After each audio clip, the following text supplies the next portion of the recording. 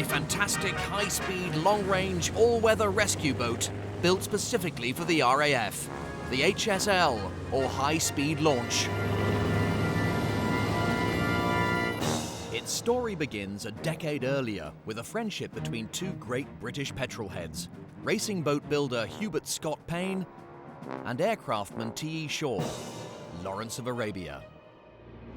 In 1931, stationed with the RAF near Plymouth, Lawrence witnessed a seaplane crash.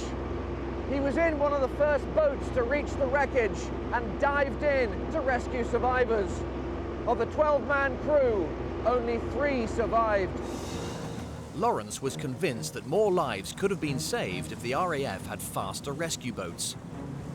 So he teamed up with Scott-Paine to develop new designs based on the latest racing technology. For hundreds of years, seagoing ships and boats had rounded displacement holes like this model.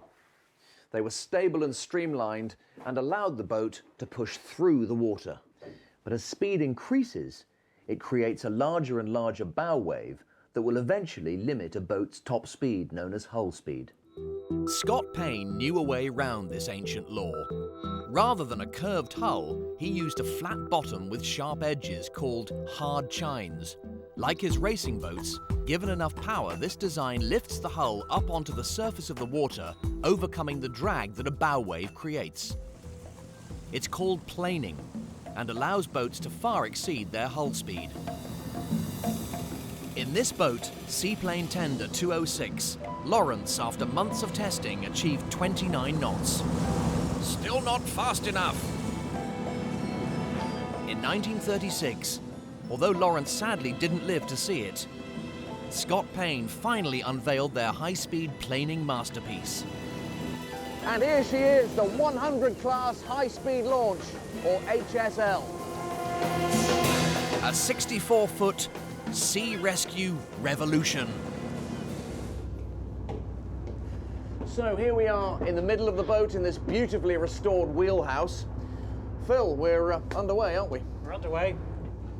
Today I'm heading out with HSL expert Phil Claburn to discover exactly how these boats were used on rescue missions. These were very, sort of fast, get out quick, and pick up the pilots and bring them straight back. There wasn't much facility to operate on them or do injuries on board. For these ambulances of the sea, speed really was a matter of life or death. A 64-foot boat's theoretical hull speed limit is 11 knots. So let's just see how much faster Scott-Paine's HSL can go. At the moment we're just on tick-over speed, or displacement speed, where the boat is sitting in the water. If I start to give a few revs, like so, and then maybe a few more revs, the idea is to get on the plane, which is about 13 knots with the 100 class. So a few more revs. 13, 14 knots, and we're starting to lift up out of the water. Steady on, Phil.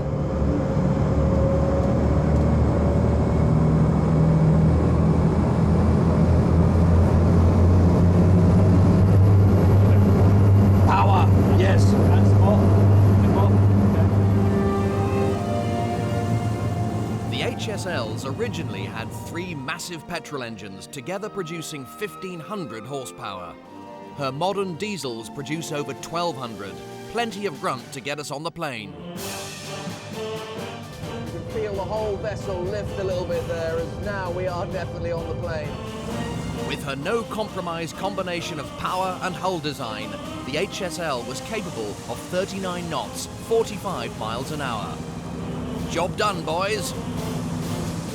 The hard chines also bring great control. These boats could head out in almost any weather.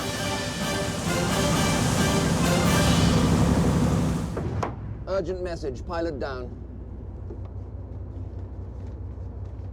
24-6 west, 45-3 north.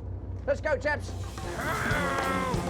By June 1940, 22 HSLs were positioned along the coastline. The world's fastest sea rescue service had been created, just in time for the Battle of Britain. Ah, got him! 11 o'clock! Another pilot saved. During the war, more than 11,000 were rescued by RAF launches around the world. There you are, Cummings. There's your tea. Oh, all right, I'll leave it here for you. Drink it, mind. Thanks to this great British machine, we didn't run out of pilots, and after 3 months of intense aerial fighting, the Battle of Britain was won.